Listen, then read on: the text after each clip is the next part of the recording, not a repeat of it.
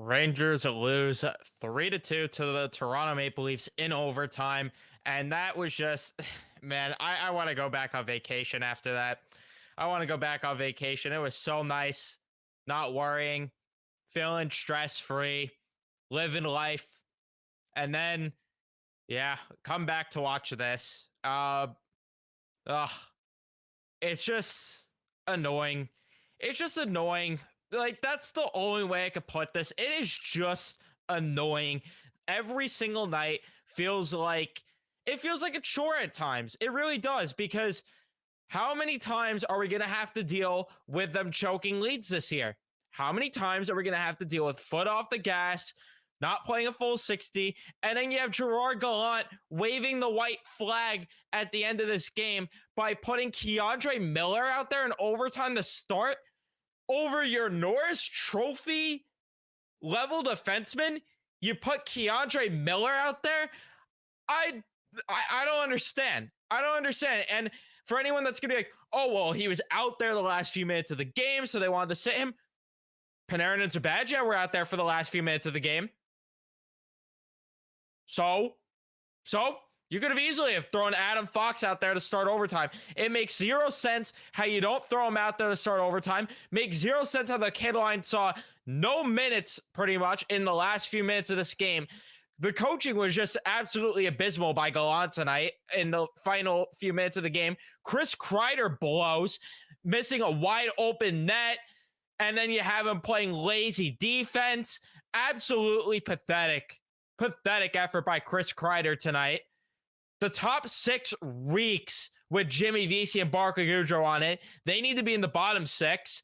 And you only got production from one line tonight. You only did. The Kettle line was the only productive line tonight, and it's probably going to be that way because of the fact that this team has zero talent in the top six. Oh, wait a second. Yeah, you do. You have Vitaly Kravtsov that you could put in the top six, but no. Let's healthy scratch the guy for Jake Lecision, for Julian Gauthier. Right. If you're not going to use him, trade him. Trade him. You're wasting his time. You're wasting your own time. You're wasting an asset. You're wasting trade value. That's all you're doing. So trade the guy.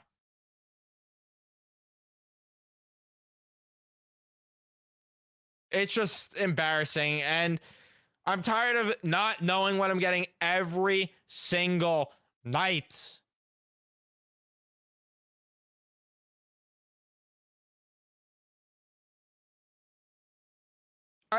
Pontus Holmberg scored a goal.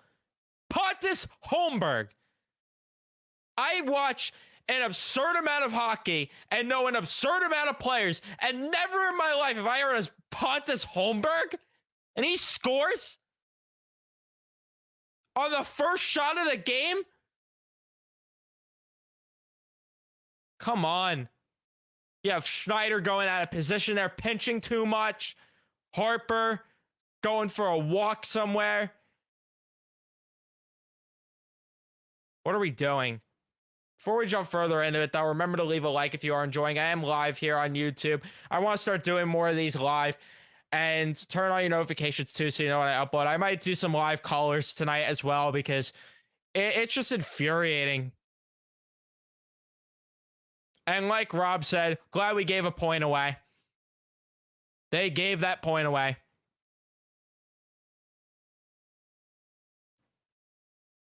And everyone's in agreement here that Gallant was just piss poor behind the bench tonight. Everyone in the chat's agreeing there. Glad we're on the same page with that. That third period blew. You played a decent first. Could have been 1-1. Could have been nothing at the end of that first. But you played decent. Played a better second. And then the third period, do we credit the Leafs for responding to a message, or do we blame the Rangers for not being prepared for the third? I think it's a combination of both. Because with the way that they played the entire third period, how do you not adjust?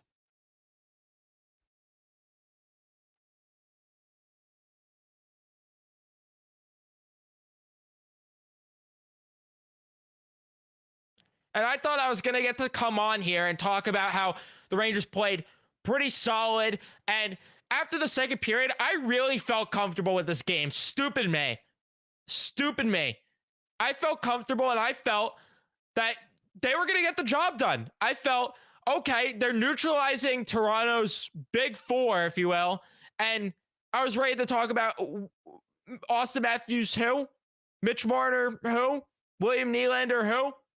Tavares, who? But no, instead, John Tavares rings one off the post, almost ended the game in regulation. And then Mitch Marner walks the entire New York Rangers unit out there in overtime to get the overtime winner.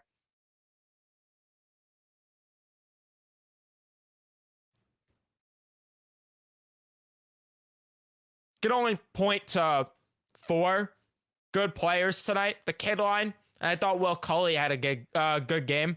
Outside of that, really? Igor also had a good game. And then, once again, his team lets him down. Once again. Hit my face into my mic there. I don't know if that picked up on the audio there, but I do apologize. But you had Matthews missing a couple open opportunities too. It felt like this was going to be a good night.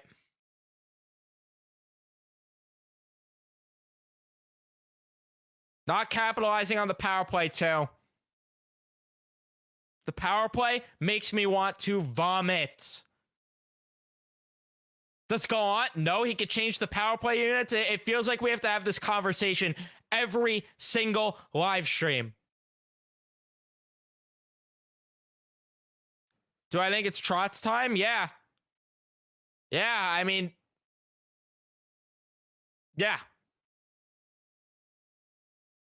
Or it's I don't know who the answer is, because these players at the same time are not performing up to their capabilities here. Artemi Panarin is not playing like an $11.6 million player. He's not. Chris Kreider is not playing up to that contract. Vincent Trocheck is not playing up to that contract. Philip Hedl looks better than Vinny Trocheck. Uh-oh. That's a conversation for the offseason, isn't it? With Philip Hedl needing a new contract.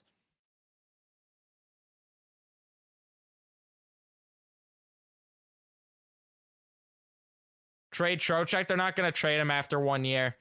But, I mean, he's been invisible. Both the eye test and the analytics tell you he has not been good enough at all. And he takes these dumb penalties as well. Like tonight, took a stupid penalty. I know Philip Hedl took a pretty dumb penalty as well, but at least he's putting up the points right now. I know that Trocheck has more points than Hedl, but Hedl probably has a better points per game here. He ended up picking up 2 points tonight. So, yeah, he's at 28 points in 40 games for Philip Hedl, that is.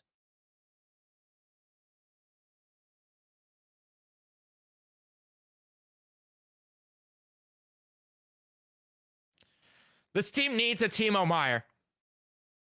This team needs a Vlad Tarasenko. This team needs X player. I don't know any other answers. I don't know who exactly the answer is, but we got to hope that jury finds it, because this team needs to fill out the top 6 with the correct players so we stop having Barclay Goodrow, Jimmy Vesey trotting out there with our top players. And the top players need to play like the top players.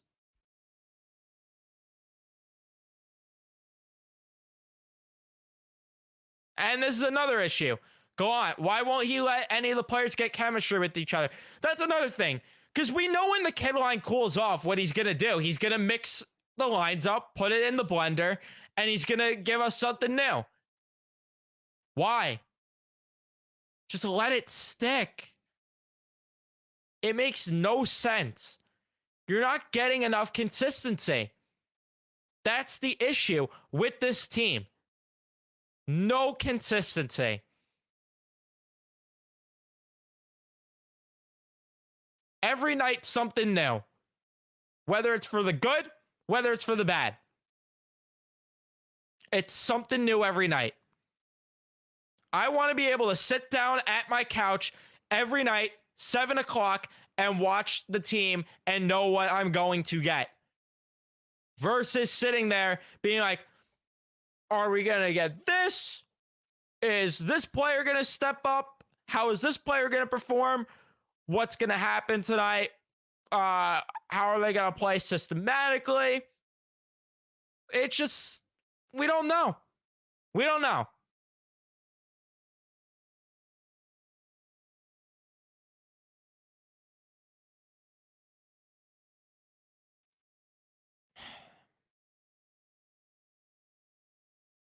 And yeah, he doesn't realize that not every game's going to be perfect. He doesn't. One thing you should know, you're not going to get a full 60. Like Rob is saying, yeah, you're not going to. It's just they don't know how to do it. And listen, I understand at the same time, it's hard to play a full 60.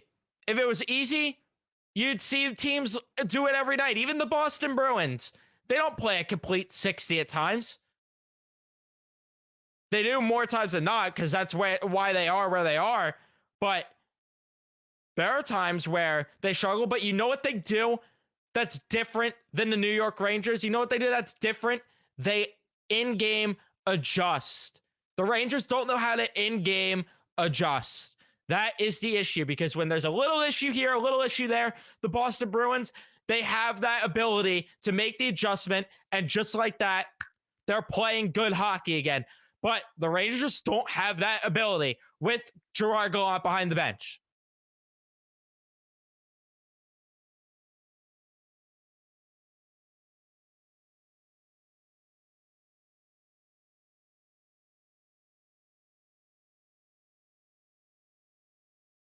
I mean, it doesn't matter if he deploys the line as the second or third line. I mean, he could deploy it however he wants. It doesn't matter what's listed as. But yeah, I mean, Kakko's been playing consistent, and no, nah. Just, they say, nah with you. You don't get to play with the top players anymore.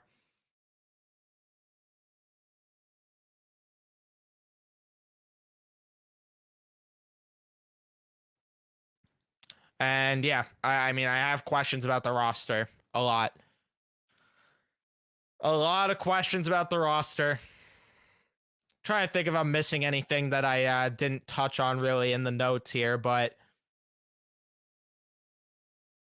man, it's tough. It's definitely tough. Just Igor was huge tonight. Igor was definitely huge tonight, and it's just unfortunate that they continue to let him down.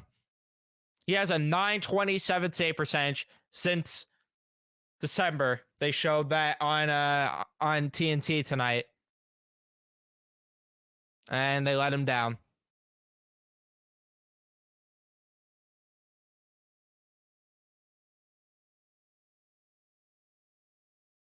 Do you think we make it past the first round if we make it? Again, this is what I said last live stream I did, I want to say. They're a playoff team. They are not a cup team. They are not a Connor Bedard team. They are not a mid team. They are a playoff team. They'll get enough wins. They'll get the job done. They'll be good enough to make the playoffs and maybe win a round. Maybe win a round. But that's pretty much all you're getting, in my opinion. I think just a round at most. Even then, I'd say it's a stretch unless they make the right moves at the deadline. But the fact that we have to do this again, where it's, oh, they have to make the right moves at the deadline yet again to be this good. It shouldn't have to be this way. It shouldn't. It shouldn't.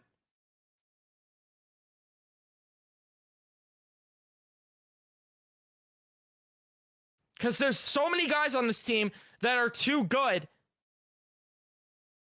but they're underachieving. It shouldn't have to be this way. They should be able to compete with what they have.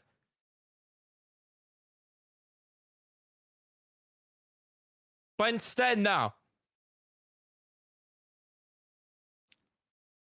Because you have a guy behind the bench who has little clue of what he's doing.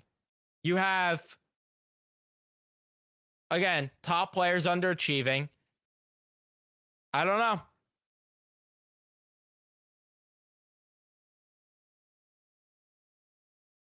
Yeah, Kreider had an awful game.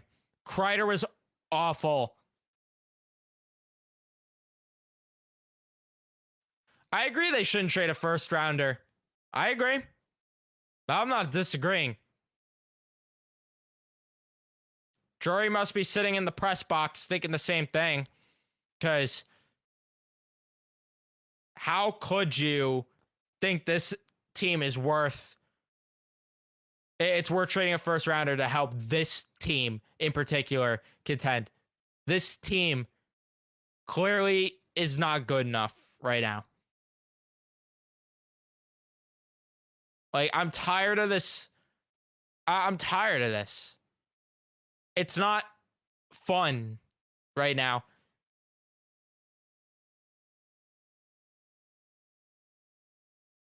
And it sucks because we're third in the division. So you'd think maybe, but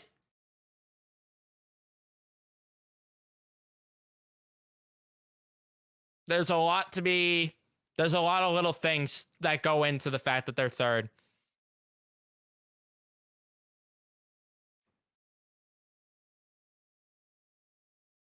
It wouldn't shock me if the Devils did stop them in the playoff series. The deadline is sometime in March, so we still have ways away.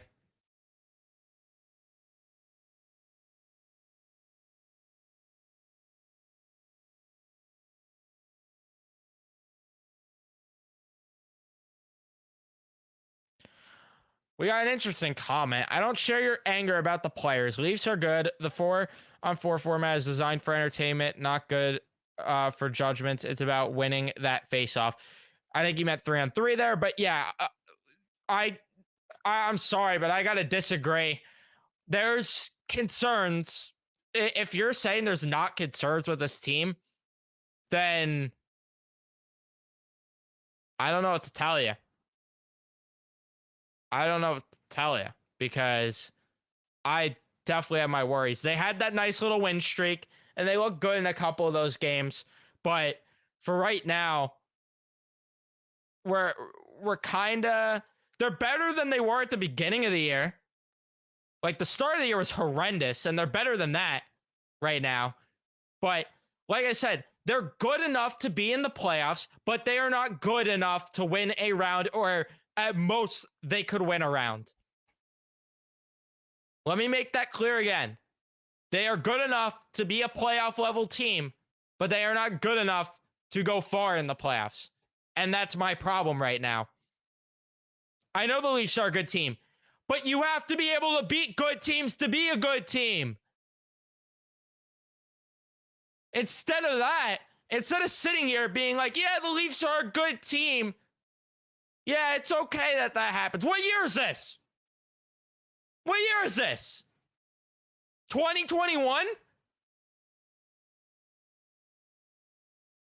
When they were in Tweenersville and maybe they'll make the playoffs. Maybe. What is this, the Quinn era? Where we give them a pat on the back for going out there and trying against a good team? No. No. I want to see them be one of the best teams and beat some of the best teams. Because that's the only way to prove to me you're going to win a round in the playoffs.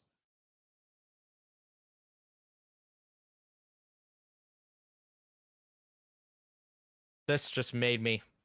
This ruined my night. This ruined my night.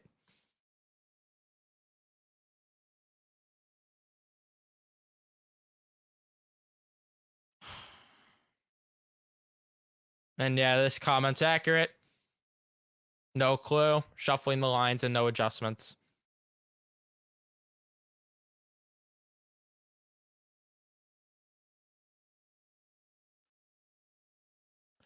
All right. Uh, what do I want to do? I think I want to take some callers. So, as long as you're stream appropriate, come on in. We could take some callers, maybe. Maybe I'll take a few. But we'll see. We'll see.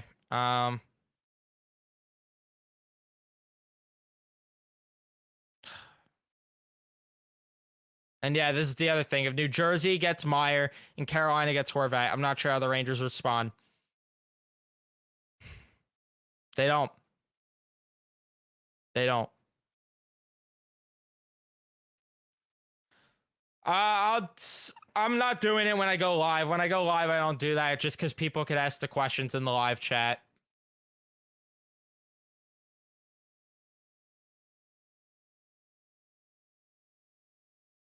So that's the only reason why.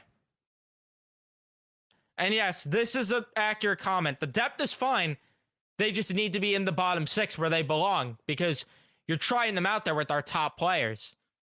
And I think that's part of what has an effect on the top players, by the way. This is why I have an issue with Drury and company just as much as I do with Gallant.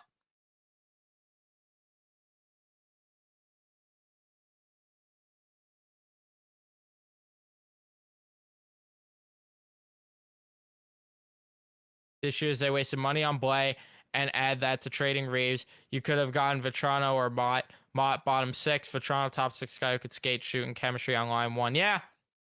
Well, again, Drury with a couple uh-ohs this past offseason.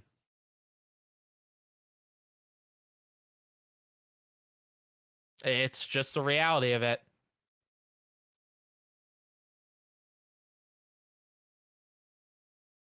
But looks like we don't have callers, so all right, I'm probably going to wrap things up here. I don't want to go too long. Thank you guys so much for tuning in for the live stream. I want to start doing this for after games more often, so we'll probably start to do this pretty much all the time, to be honest. I don't see a reason not to, so yeah, why not? But unless I can't. That's the only difference. Or if I'm going to a game and then I get back late, I won't go live for those nights. But on nights that I can and I'm watching at home, I'll be able to do live streams. But that's going to be it for me. Thank you guys so much for tuning in. Remember to leave a like if you did enjoy the live stream and subscribe if you guys are new, especially if you're Ranger fans. We're going to cover them all season long. Still good amount of the season left. So let's see how they respond. Big game against Vegas come Friday. So we'll see. That's going to be it for me. I'll see you guys in the next one.